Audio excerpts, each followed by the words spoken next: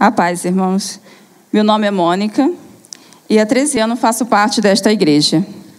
Vou contar um pouco do meu testemunho para vocês. Durante a minha vida, sempre me sentia sozinha, sentia solidão. Era muito tímida, então por isso não conseguia muitas amizades, não tinha muitas amigas. Minha família era envolvida com feitiçarias. O espírito do mal perturbava minha casa, minha família.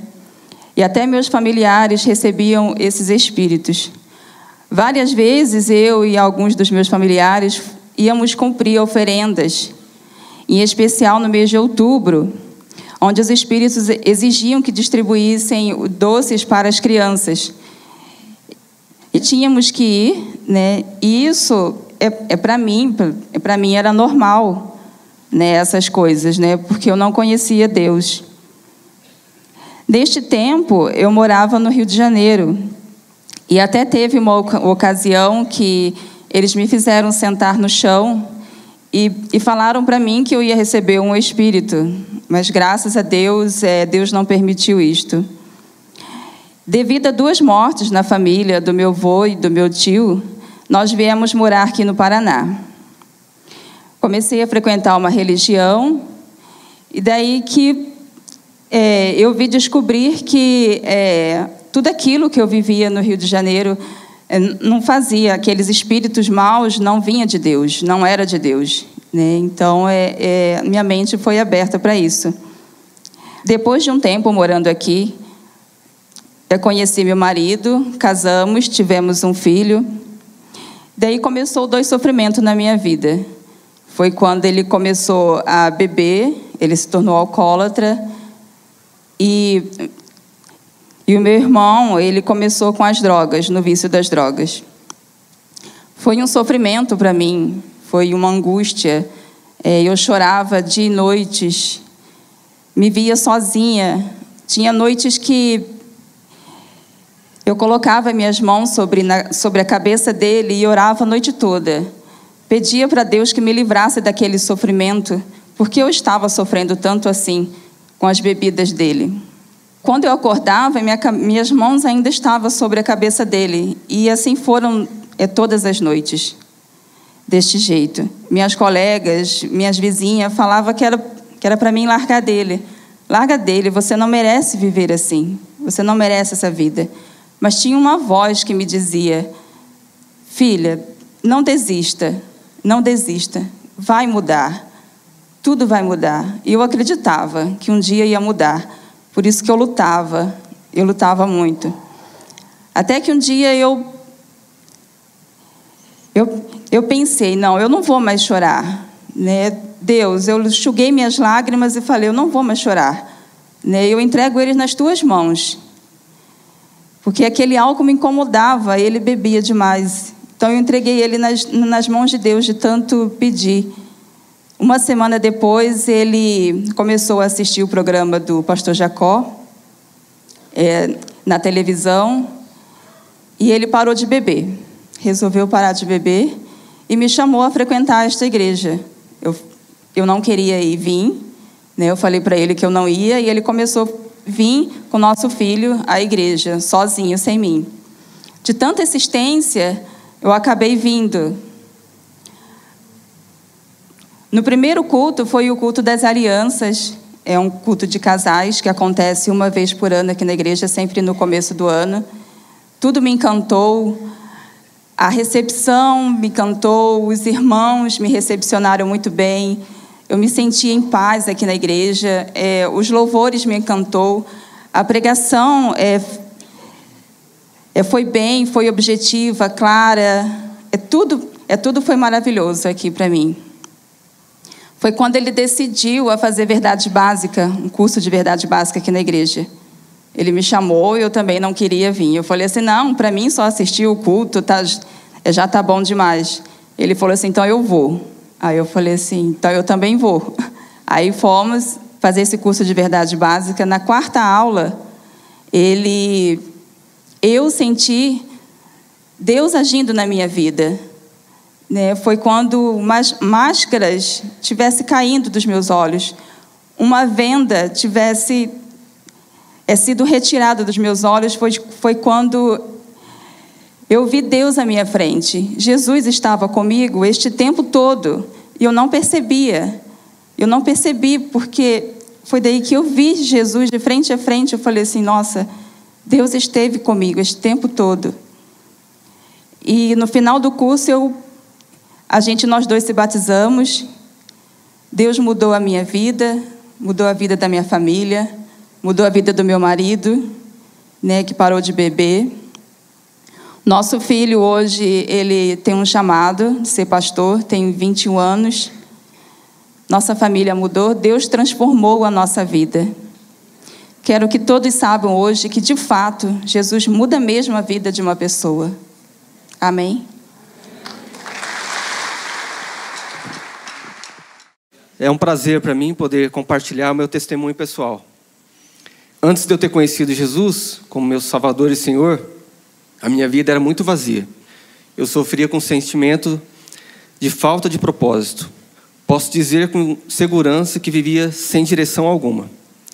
Com 16 anos, eu deixei a casa dos meus pais, já tão novo, para seguir a carreira musical. Eu era já músico naquela época, estava me tornando músico profissional. Então deixei a casa dos meus pais e fui para o mundão, viajar, tocar. Para mim era uma conquista muito grande, porque naquele momento era o meu sonho maior de vida, ser um músico, ser um artista, só que aos poucos eu fui percebendo que aquele ambiente, vivendo naquele meio, também era muito propício para muitas coisas ruins. Então eu comecei a me envolver com muitas coisas como bebidas, drogas, e fui me tornando um homem muito promíscuo. Eu descobri nesse período da minha vida que cada vez mais eu estava me entregando a essas coisas erradas, a esses prazeres. E ao invés da minha vida melhorar, eu percebi cada vez mais que aumentava dentro de mim o vazio, a solidão, mesmo cercado por tanta gente, a insatisfação, mesmo sendo um bom músico e reconhecido pelo grupo. Não demorou muito e um sentimento de culpa passou a me dominar cada vez mais. E o estágio seguinte, meus irmãos, foi a depressão. Eu confesso que cheguei até o momento de querer tirar minha vida.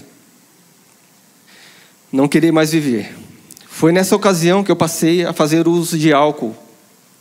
E eu bebia de segunda a segunda. Frequentava bares e mesmo em casa eu bebia muito também.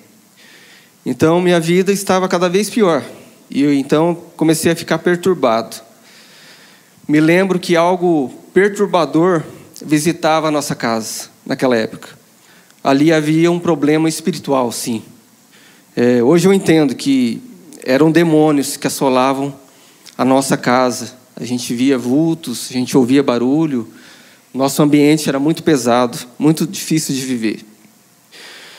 Por muitas vezes eu fiz a minha família sofrer. Aqui eu destaco a minha mãe. Eu acho que foi a pessoa que mais sofreu. Eu lembro, irmãos, que quando eu saía para as viagens, ela ficava no portão. E ela falava assim, filho, vai com Deus. Mas aí eu respondia para ela, mãe, Deus não existe. Porque se ele existisse, eu não estaria assim. Uma vez meu pai também, que era sempre mais calado, ele encontrou um caderno meu no guarda-roupa. Era um tipo de diário, onde eu descrevia sobre esse desejo de não mais viver. Então, no retorno de uma das minhas viagens, ele me chamou para conversar. E em lágrimas, ele falava, filho, por que você está fazendo isso? Nós amamos você, nós queremos o seu bem. Não faça isso, a gente está sofrendo com isso. E a gente não quer ver você dessa forma. Então, irmãos, ali, só uma pessoa podia mudar essa história, que era Deus. Então isso tocou de alguma forma meu coração. Em fevereiro de 1997, com 21 anos, depois que eu tinha tocado na semana do chamado Carnaval, me encontrava frustrado e ferido, devido ao fim de um relacionamento promíscuo, fora da vontade de Deus. Então foi que eu aceitei o convite de irmãos dessa igreja, queridos Araújo e Maura, para ver um dos cultos. Eu estava ali com a minha alma doente e meu corpo também refletia o meu estado espiritual. Naquela época, a gente até brinca aqui que eu era só pele e osso, né? Pele e osso, cabelo no meio das costas, brincos na orelha, roupa preta, porque devido ao estilo de roqueiro, né? Estilo musical. Então eu causei um certo espanto na igreja naquela época, porque imagina, né? Na década de 90, um indivíduo assim, né? Em chegar na igreja, então causei um certo espanto ali. Eu fiquei sim envergonhado, né? Me sentindo sujo, desqualificado para aquele ambiente, né? Mas eu também devo citar que eu fui muito bem recebido pelos pastores e pelos irmãos. Nesse primeiro culto, eu não pude resistir à tamanha presença de Deus que me visitou. Pareceu em certo momento que estava ali, só Deus e eu, mais ninguém. A sua palavra viva me confrontou, foi quebrando tudo dentro de mim. Eu senti como um fardo pesado, muito pesado, estivesse saindo das minhas costas. Me rendi completamente a Deus naquela noite. Então eu passei após isso literalmente a sentir muita angústia no coração, por causa da profissão, né? Naquela rotina de palco, de shows, me entristecia muito ver as pessoas se perdendo em tantas coisas ruins. Eu percebi que meus olhos haviam sido abertos para aquilo que antes eu não conseguia entender. Foi daí que Deus iria começar a escrever uma nova história para mim, uma nova vida, um novo coração, um novo Kleber. Eu devo destacar que nessa igreja o que mais me impactou demais na época que foi muito importante, foi o curso de verdades básicas, onde a cada aula ministrada, a minha alma foi sendo saciada, eu fui aprendendo, as dúvidas que eu tinha sobre Deus iam sendo tiradas. Então foi muito significativo o curso de verdades básicas, porque eu fui descobrindo o verdadeiro sentido e propósito da vida. Entendi claramente que aquele vazio, solidão, insatisfação que eu tinha e sentia era a falta de Jesus no meu coração. Logo fui preparando para o batismo, que foi no dia 31 de outubro daquele ano. Em novembro, eu deixei o meu trabalho como músico em banda. Fui acolhido por essa igreja maravilhosa. Comecei então a servir no Ministério de Louvor, em 98, da qual estou até hoje, auxiliando com prazer o pastor Jacó, a qual devo minha gratidão, e aos nossos pastores também, com tempo integral, na música e também no estúdio de áudio da igreja. As mudanças que Deus fez na minha vida. Hoje eu posso dizer que eu não sou mais escravo da bebida, droga ou qualquer outra coisa que me prendia no passado. Ele também me libertou daquela arrogância e prepotência de achar que posso ser superior aos outros e que eu posso viver sem Deus e sem pessoas para amar e ser amado. Deus, após a minha entrega, também alcançou meus pais e meus irmãos, trazendo nova vida e paz. Eu me lembro que o ambiente rapidamente mudou. O mal foi embora, deixou nossa casa. A paz de Deus voltou a reinar. Com todo o temor, eu posso dizer que Jesus não me mudou somente por fora. Não apenas no jeito de eu me vestir ou no estilo de eu ser, mas também tem me mudado a cada dia por dentro. Me libertou também daquela culpa de pecado que me prendia e me amarrava. Hoje eu sou livre. Eu não tinha paz. Era algo que eu procurava e não encontrava. Mas Jesus me deu paz. E tem me dado satisfação em poder servir com meus talentos e dons na igreja local. É um prazer imenso. Jesus tem, nesses 22 anos, me feito um homem melhor. Tenho aprendido a caminhar com Ele, a acreditar sempre e prosseguir. Mesmo por muitas vezes passando por momentos que pode-se dizer como os difíceis, mas tenho a certeza que Ele está sempre comigo. Estando aqui na igreja, Ele me presenteou com uma esposa maravilhosa, a minha Rafaela, me casei, me deu um filho e uma filha, meu Nicolas e a Eloá. Eles são incríveis. Me deu uma família abençoada dentro do seu propósito. Eu só tenho a agradecer pela nova vida em Cristo e pela obra que Ele continua a fazer na minha vida. Obrigado. Missionária Central de Maringá. Tenho a alegria de receber alguns amigos que eu oro com eles e eles oram comigo. Então eu quero dizer a todos vocês que trouxeram seus amigos, bem-vindo, amigos, porque Jesus, o amigo de todos, está aqui nessa noite. Amém? Glória a Deus. Eu queria chamar a sua atenção neste momento tão importante. eu entendo essa noite como uma noite de encontro divino. E eu queria chamar a sua atenção para esta hora, para esses momentos ligeiros que nós teremos. Questões não resolvidas. Uma das coisas que trava a nossa existência são situações pendentes. Questões que nós não resolvemos na vida. Coisas que nós vamos deixando para depois. Tarefas que nós prometemos terminar ou executar amanhã. Mudanças que precisamos fazer hoje. Problemas que nós não tratamos adequadamente e que vamos empurrando para outro momento. São questões não resolvidas. Ao tratar de questões pendentes da vida, a Bíblia, ela afirma em Provérbios 17, versículo 14. Olha que versículo tremendo. Começar uma discussão é como abrir brecha numa represa. Por isso, resolva a questão antes que surja a contenda. Eu quero chamar a sua atenção neste momento para esse versículo.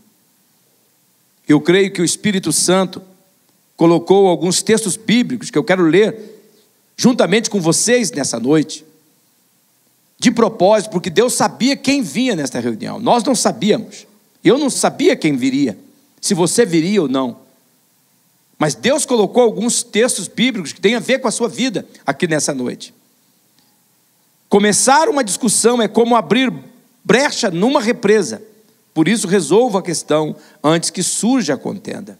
Percebe o quadro que a Bíblia desenha na nossa mente? Percebe a necessidade que Deus coloca no nosso coração, da importância que nós temos de resolver questões não resolvidas. A mensagem que Deus está escrevendo é muito clara. A mensagem é esta: resolva suas questões pendentes antes que as coisas piorem. Olha aqui, por favor, são palavras de amor, são palavras amorosas para mim e para você. Resolva as questões pendentes antes que as coisas piorem. Será que existe alguma questão pendente hoje aqui que Deus está mostrando que você precisa resolver? E eu creio que Deus, Ele não quer que você tenha nenhuma pendência na sua vida. Ele quer que você acerte essas pendências. Isso porque Ele planejou a nossa prosperidade. Ele planejou a nossa felicidade, como nós vemos em Provérbios, no capítulo 16, no versículo 20. Quem examina cada questão com cuidado, prospera, e feliz é aquele que confia no Senhor. Você percebe o que Deus está falando aqui nessa noite? Nós não podemos ter questões pendentes, situações não resolvidas. Amorosamente, eu quero chamar a sua atenção hoje aqui, para você perceber que questões não resolvidas, elas atrapalham a nossa prosperidade e a nossa felicidade. Agora imagine as questões entre nós e Deus. Você percebe como é que a coisa vai apertando? Se nesta vida as questões não resolvidas nos atrapalham, imagine as questões entre nós e Deus. Eu quero perguntar para você: existe alguma questão entre você e Deus que está pendente, que não está resolvida? O meu propósito é examinar com vocês algumas das pendências que, como pastor, eu tenho escutado das pessoas que elas dizem ter entre elas e Deus, que ainda não acertaram e que nós precisamos considerar. A primeira pendência que identificamos na vida das pessoas é a falta de paz no coração. Eu sou procurado por muitas pessoas e elas reclamam para mim, por um sentimento que elas nutrem dentro dela, um sentimento de vazio no interior, vazio no coração. Vocês escutaram no testemunho da Mônica, escutaram no testemunho também do Kleber, todos eles com histórias diferentes. O Kleber, mais de 20 anos atrás, a Mônica, 13 anos atrás, falando de um vazio, falando dessa falta de paz no coração. Muitos falam que esse sentimento é a sensação de que algo está faltando dentro. É um sentimento de vazio misturado com uma angústia. Essas pessoas dizem que mesmo quando no seu entorno as coisas estão indo bem, dentro delas, elas dizem parecer faltar algo. Existe um conflito, existe uma ausência de paz no interior. E eu pergunto amorosamente a você, isso tem ocorrido com você? Nesses últimos meses, você tem percebido isso no seu coração? E quem sabe você tem pensado, poxa, como é que eu resolvo isso da minha vida? É muito importante que você saiba que a paz que nós precisamos em nosso coração só é possível se nós tivermos paz com Deus. A paz do coração é o produto da nossa paz com Deus. A ausência da paz no coração é um sinal claro que nós estamos tendo uma questão não resolvida com Deus. Eu afirmo isso, e faço isso com propriedade, porque o pecado, na verdade, ele gerou dentro de nós inimizade entre nós e Deus. A Bíblia, ela é muito clara em Isaías, do capítulo 59, no versículo 2, que o pecado, na verdade, nos separou de Deus. O pecado gerou inimizade entre nós e Deus. E por causa dessa inimizade entre nós e Deus, nós estamos impossibilitados de experimentarmos desta verdadeira paz no nosso coração, de preencher esse vazio que fica dentro do nosso coração. E esta falta de paz, ela é percebida em nós através dessa existência de que algo dentro de nós não está correto, algo dentro de nós não harmoniza, essa falta de propósito, essa falta de significado que eu já mencionei. Por mais que a nossa existência seja boa, nossa família esteja bem, nossas finanças estejam em ordem, nossa saúde esteja também em perfeito estado, devido à falta de paz com Deus, nós sentimos um vazio no coração, nós sentimos uma falta de propósito na existência. A ausência da paz de Deus gera falta de propósito da nossa vida. Será que isso está acontecendo com você neste momento? Eu peço para você, não importa se você é uma moça ou menino de 14, 15, 16 anos, jovenzinho ainda, eu peço para você levar isso muito a sério. A ausência da paz de Deus, ela gera essa falta de propósito na nossa vida, e a falta de propósito gera um sentimento de insatisfação.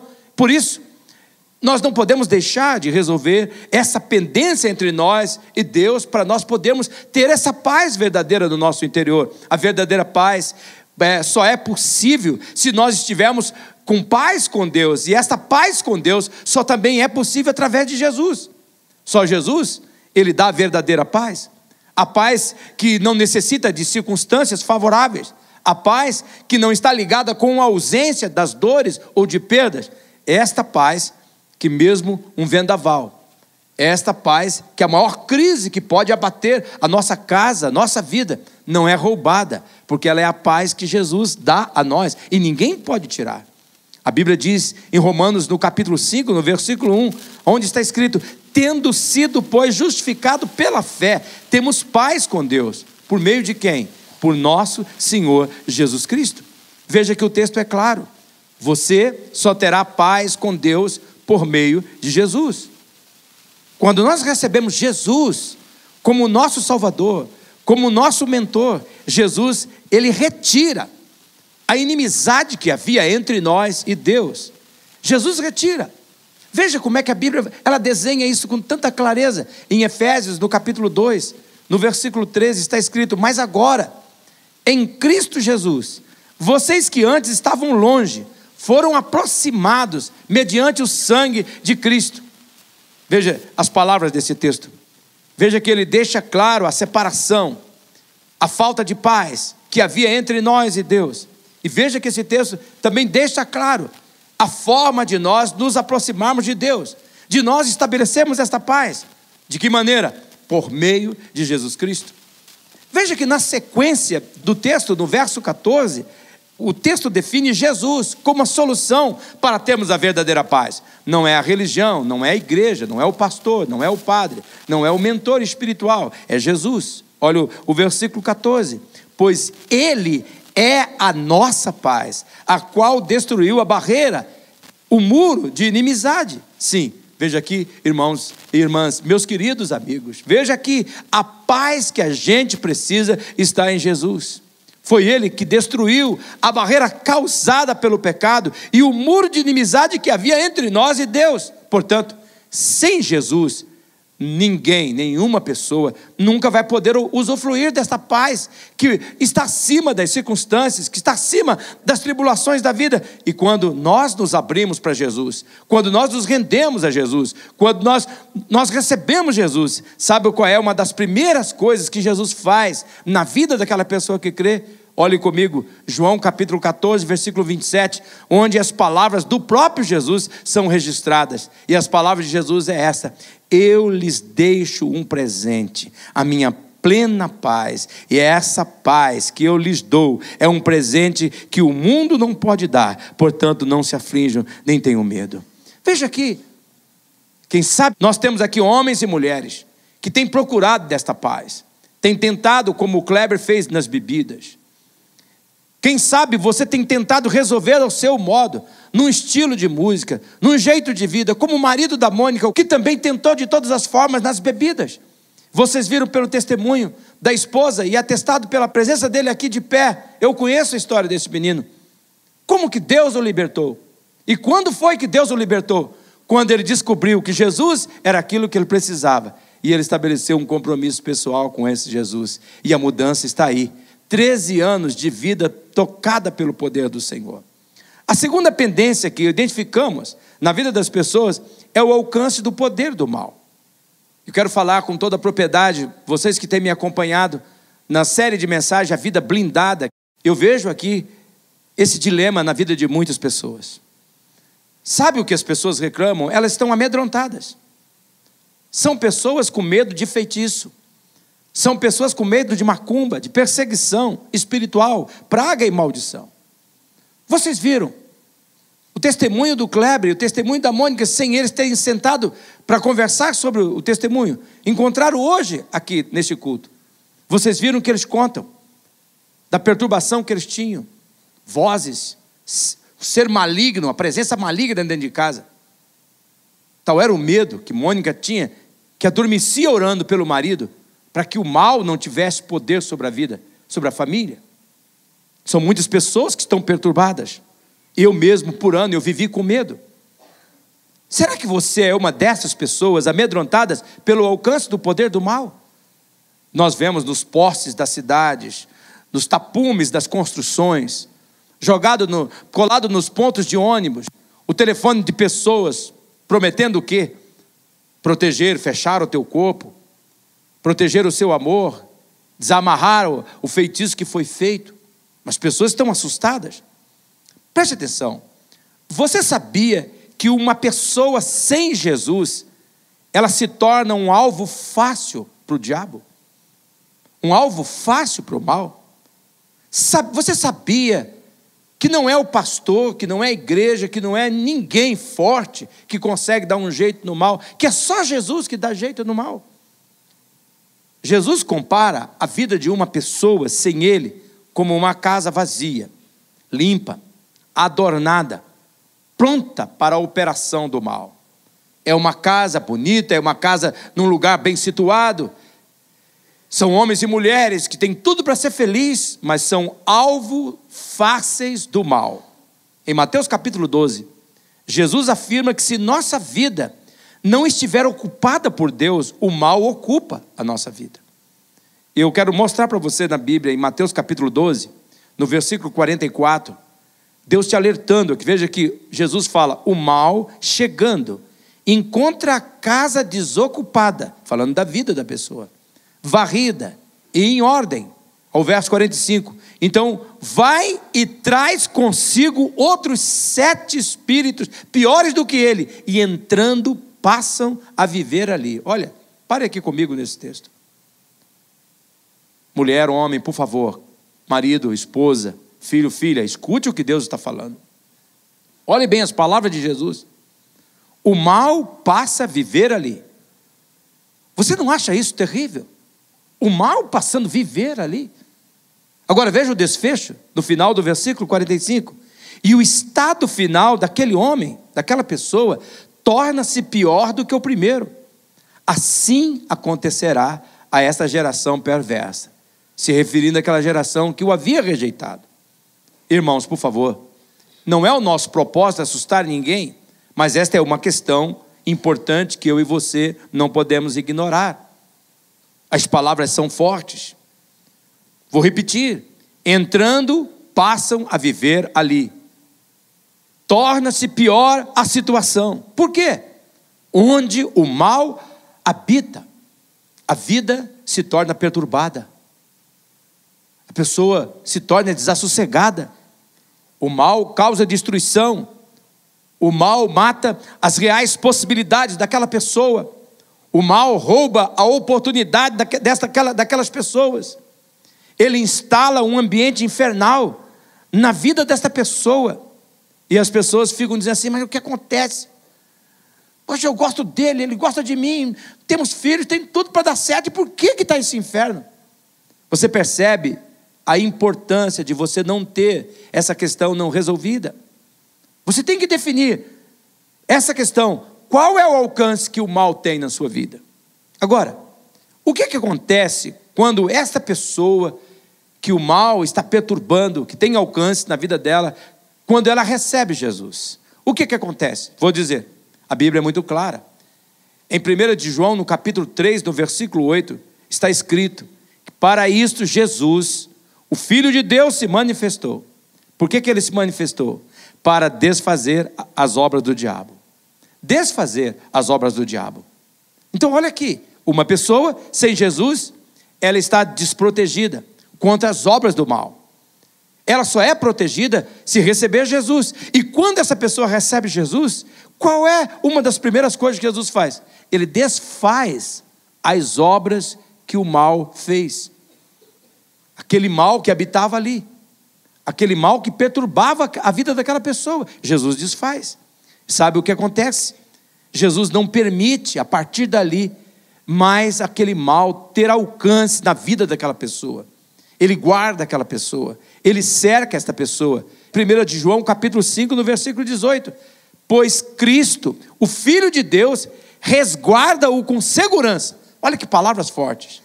E o diabo não pode pôr a mão nele. Você percebe o que Deus está falando? É um perigo você ficar sem essa questão resolvida. Você tem que resolver. Você vai permitir o mal ter alcance na sua vida? A única maneira para o mal não ter alcance na sua vida é você se render a Jesus. E quando você se rende a Jesus, Jesus não somente desfaz o que o mal fez, como também Jesus não deixa mais o mal tocar na vida daquela pessoa. Isso não é demais? Isso não é maravilhoso? Veja só. E sabe o que acontece? Isso não é uma questão só da gente ir para o céu para receber Jesus. Isso é uma questão de que o céu já começa a ser vivenciado aqui na terra por cada um de nós. Por favor, escute o que Deus está falando conosco. A terceira pendência que nós identificamos na vida das pessoas é ser ou não ser filho de Deus. Essa é uma outra pendência. Essa é uma questão muito importante. Por quê? Porque existe uma crendice entre nós. Vou falar dessa crendice. Uma falsa crença de que todos nós somos filhos de Deus. Sou filho de Deus. Por que só você é filho de Deus? Escute bem isso. Isso é muito importante. É uma questão que tem que ser resolvida. Para a tristeza de muitos, nem todos nós somos filhos de Deus. Eu quero, na verdade, dizer, a gente não nasce filho de Deus. Todos nós sabemos que gato que nasce no forno não se transforma em pão. A gente já escutou isso, a vovozinha falando. Portanto, para resolver essa questão de ser ou não ser filho de Deus, é prioritário.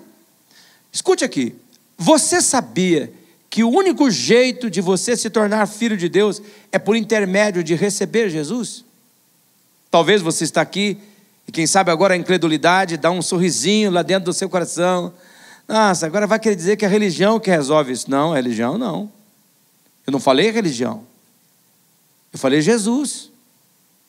É uma pessoa. Um grande engano do mal que ele gera dentro de nós, e é provável que existem pessoas aqui assim, é que todo mundo nasce filho de Deus, mas esse é um grande engano. Nenhum de nós nasceu neste mundo filho de Deus. A Bíblia diz que Deus deu o seu único filho, unigênito filho, por amor a nós. Todos nós nascemos na condição de criatura de Deus. Eu fui criado por Deus. Você foi criado por Deus. Você não nasceu filho de Deus. Você nasceu criação de Deus. E a verdade é uma só. Ser criado por Deus não lhe transforma em filho de Deus. E a Bíblia é muito clara. Jesus mesmo, nos evangelhos, está registrado em João capítulo 1, no versículo 12, a inspiração do Espírito Santo.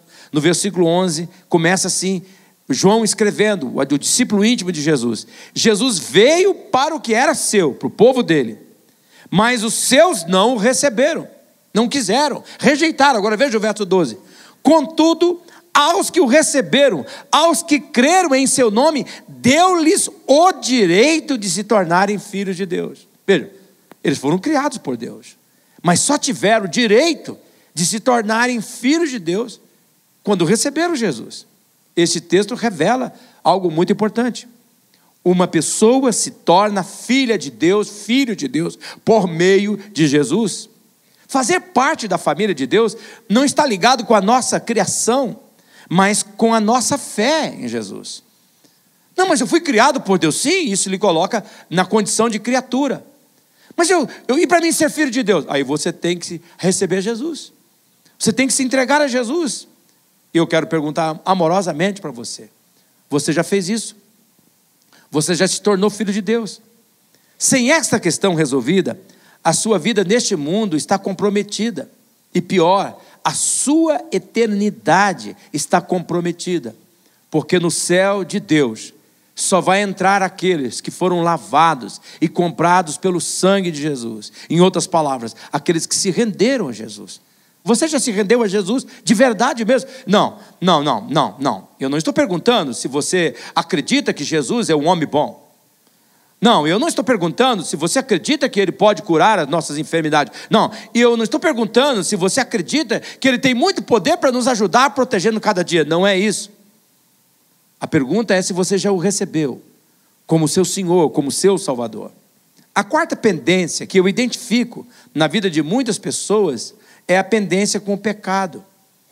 Resolver a questão do pecado. Aqui, gente, olha, com todo o amor do meu coração, pedindo ao Espírito Santo, e eu paro agora para orar, enquanto eu olho para vocês, Espírito Santo, traga a revelação desta verdade, porque você não pode entender isso, a não ser que você queira que o Espírito Santo lhe dê essa revelação. E eu creio que a força do Espírito Santo está agindo aqui para dar essa revelação a vocês. Eu creio, o poder de Deus está agindo.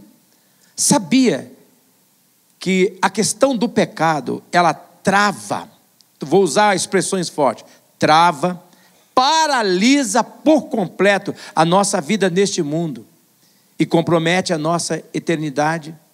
Você pode ser uma pessoa que se veste bem, que bem relacionada, que mora bem, que tem riquezas, que tem propriedade, que tem um punhado de coisa, mas a tua vida está travada, porque o pecado trava. O mal vai lutar para você acreditar que tudo o que nós somos está ligado à nossa vida aqui neste mundo, mas não é verdade. Ou a verdade é que a vida é um teste, a verdade é que essa vida é algo passageiro. A Bíblia ensina que nós temos que prestar contas. Essa é uma coisa importante. A Bíblia diz em Hebreus capítulo 9, no versículo 27, que nós vamos prestar conta perante Deus sobre a maneira como nós vivemos neste mundo e da maneira como nós encaramos o pecado. Não basta você dizer assim, mas todo mundo é pecador. Sim, todo mundo é pecador. Todos nós somos pecadores. Mas é mais do que isso. É reconhecer que o pecado trava. Sabia que o maior problema de cada um de nós atende pelo nome de pecado? E a terrível notícia que eu preciso dar a vocês é que nós já nascemos em pecado. A Bíblia diz no Salmo 51, no versículo 5, eu sei que sou pecador. Davi está orando. Eu sei que eu sou pecador desde que nasci, desde que me concebeu a minha mãe. A informação é correta. Nós somos pecadores desde que nascemos. Eu liguei para um pastor esses dias. Ele lá do outro lado respondeu assim, fala aí, pecador perdido. Pô, cara, eu estranhei. E ele viu que eu estranhei, por causa que eu fiquei meio embaraçado no momento. Pecador perdido? Ele disse, vai dizer que você não é um pecador perdido. Não, perdido não. Eu sou um pecador, mas perdido não. Ele diz, todos nós somos pecadores. Se nós não encararmos isso, talvez você pode dizer assim, não, mas eu não sou mau. Sou uma boa pessoa. Eu faço bem, mas ainda é um pecador. Você nasceu em pecado. Veja claramente isso. Então, se você nasceu em pecado, foi concebido em pecado, não existe exceção. Eu sou um pecador, você é um pecador, todos nós somos pecadores. A Bíblia traz essa informação em Romanos capítulo 3, no versículo 23. Leia esse texto comigo em voz alta. Deixa o Espírito Santo falar no seu coração com esse texto. Vamos juntos. Todos pecaram e estão destituídos da glória de Deus. Eu tive um insight agora. Talvez uma das coisas que a incredulidade vai falar para você agora, dizer assim, o pastor Jacó convidou a gente para o culto do amigo, e ele agora vai xingar a gente de pecador, destituído da glória de Deus. Qual é a maior evidência de um amigo? Não é alertá-lo da verdade? Eu preciso dizer para você, eu e você estamos nessa condição. Nesse texto existe primeiro a verdade que o pecado é um problema de todos nós. E esse texto também nos informa uma implicação clara. Nós estamos destituídos de Deus, da glória de Deus. Em outras palavras, existe uma pendência que o pecado deixou em nós. O pecado nos afastou de Deus. O pecado nos separou de Deus. Segundo a Bíblia, o pecado trouxe uma consequência terrível. Olha o que diz Romanos capítulo 6, versículo 23, que completa o que eu estou dizendo a vocês. Pois o salário do pecado é a morte, mas a dádiva de Deus é a vida eterna em Cristo Jesus nosso Senhor. Olha aqui como é importante esse momento. Esse texto bíblico é crucial para nós resolvermos essa questão da pendência do pecado. Primeiro, ele nos apresenta que o resultado de termos nascido em pecado é a morte. O texto bíblico afirma que o salário do pecado é a morte. Todos nós estamos condenados à morte. Não só a morte física, mas também a morte espiritual, a morte eterna. Ou seja, condenados a viver separados de Deus para sempre. Viver em tormentos. Mas ao mesmo tempo, esse texto bíblico apresenta a solução, apresenta o remédio. Veja que logo depois de afirmar que a consequência do pecado em nossa vida é a morte, ele apresenta Jesus como a solução. O texto afirma, a dádiva de Deus é a vida eterna em Cristo Jesus nosso Senhor. Quando lembro esse texto, dói meu coração. Porque eu tive uma pessoa da minha vida que era um herói para mim, que era como um pai, que era como um modelo para mim de vida.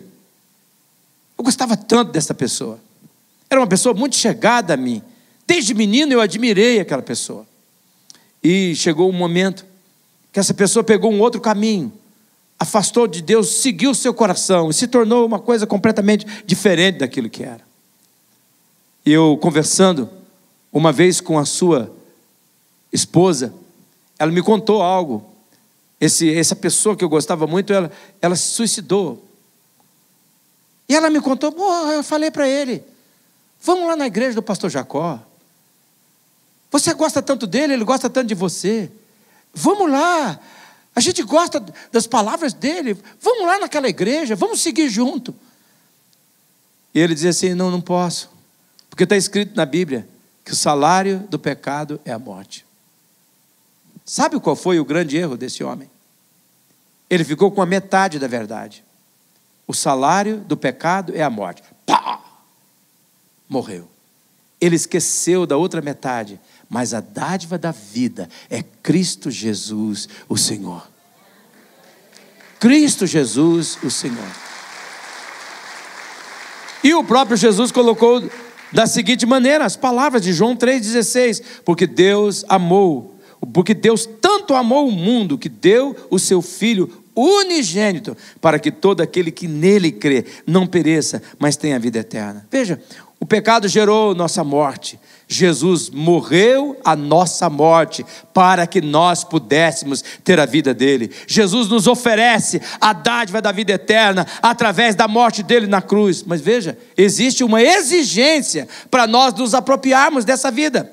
O texto é claro, cada um de nós precisa crer em Jesus. A verdade é essa, o pecado gerou morte, Jesus oferece a verdadeira vida, e aqui todas as palavras, todas as frases, os testemunhos aqui apontam para isso. Jesus é a solução para o dilema causado pelo pecado. Agora, eu creio que Deus está escrevendo essa mensagem no nosso coração, mas há ainda, finalmente, uma outra pendência que nós identificamos na vida das pessoas, que é uma questão muito importante, que é a questão de pertencer à família da fé. A família da fé. Se você está compreendendo a mensagem que Deus está escrevendo na sua vida, no nosso coração, então você já entendeu que nós precisamos nos tornar filho de Deus por meio de Jesus. E ao nos tornarmos filho de Deus, nós precisamos compreender que nós passamos a fazer parte da família de Deus. E a família de Deus é a família da fé. A Bíblia registra o assunto em Efésios capítulo 2, no versículo 13. Veja, mas agora, em Cristo Jesus, vocês que antes estavam longe, separados, distanciados, foram aproximados mediante o sangue de Cristo. Veja, Jesus coloca fim na separação que o pecado causou. O pecado nos levou para longe de Deus, nos levou para longe das pessoas de Deus. Mas agora, a morte de Jesus, o sacrifício de Jesus, o sangue de Jesus nos aproxima de Deus e nos aproxima das pessoas de Deus. De forma que a Bíblia declara em Efésios, no capítulo 2, no versículo 19: portanto, vocês já não são estrangeiros, nem forasteiros, mas concidadãos dos santos e membros da família de Deus. Aqui eu pergunto para você: você já é membro da família de Deus? Você está andando com as pessoas de Deus? Quando você recebe Jesus, não só o mal não pode ter mais alcance na sua vida, o próprio Deus passa a habitar em você através do Espírito Santo, mas Ele insere você na família dEle. Você se torna membro do corpo de Cristo. E na verdade, a família de Deus é a igreja de Jesus, formada pelas pessoas que querem viver Jesus. Isso nos arremete ao fato de cada um de nós precisamos hoje resolver essa questão de você pertencer à família de Deus, como um grupo de pessoas que ensinam a verdade bíblica e querem cooperar com você, cooperar com o outro para que você possa vivenciar Jesus diariamente. A igreja de Jesus não é um lugar para a gente frequentar, a igreja de Jesus é um lugar para a gente pertencer. É que honestamente, perante Deus, a igreja de Jesus não é um lugar onde você vai só para tomar a Eucaristia, só para tomar a Santa Ceia. De vez em quando você tem um problema, não é um lugar que você pertence. Para isso, torna-se real em nossas vidas que nós precisamos usufruir e assumir um compromisso formal com a igreja de Jesus. Como é que isso começa? Pode começar com uma decisão. Eu não quero mais que o mal tenha alcance na minha vida. Eu não quero viver mais uma vida sem propósito. Eu não quero viver uma vida sem paz. Não, eu não quero de maneira nenhuma viver a existência por viver e me perecer. Eu quero dar conta perante Deus. Não quero continuar como criatura. Eu quero ser filho de Deus. Isso pode começar com a sua decisão pelo batismo, depois de compreender a verdadeira doutrina da fé em Cristo. Talvez pode começar assumindo um compromisso com um aprendizado. Talvez terá que rever os seus relacionamentos para verificar se está dentro do padrão da fé em Cristo. Quem sabe você terá que fazer novos amigos, novas amizades.